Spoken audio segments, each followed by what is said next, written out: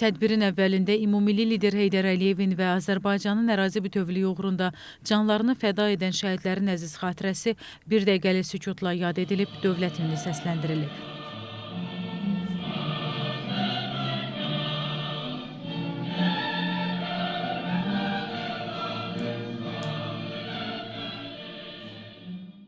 Naxçıvan Muxtar Respublikasının Ekologiya və Təbii Sərvətlər naziri Xanlar Mustafayev çıxış edərək bildirib ki, müstəqil Azərbaycanın ilk konstitusiyası ümummilli lider Heydər Əliyevin uzaq görənliyi, siyasi iradəsi və milli maraqlara sadiqliyinin bariz nümunəsidir.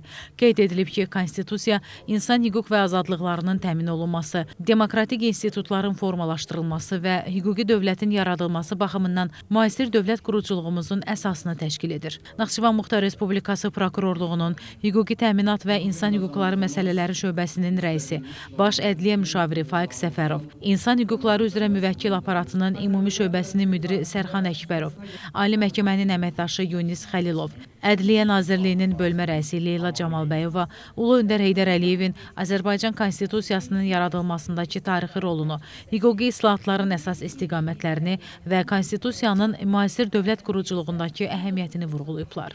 Bildirilib ki, ümummilli liderin müəyyən etdiyi inkişaf xətti bu gün də ölkəmizin dövlət idarəçiliyi və hüquqi sisteminin əsasını təşkil edir. Sonda Ulu Öndərin həyat və dövlətçilik fəaliyyətinə həsr olunan video çarx nümayiş etdirilib.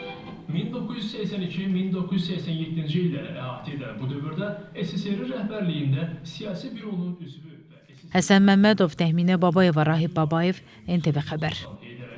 Sübut etdi ki, heç bir qüvvə onun zəngin, tükənməz və hərtərəfli dövlət idarəçiliyi istedadının qarşısını almağa qadir deyil.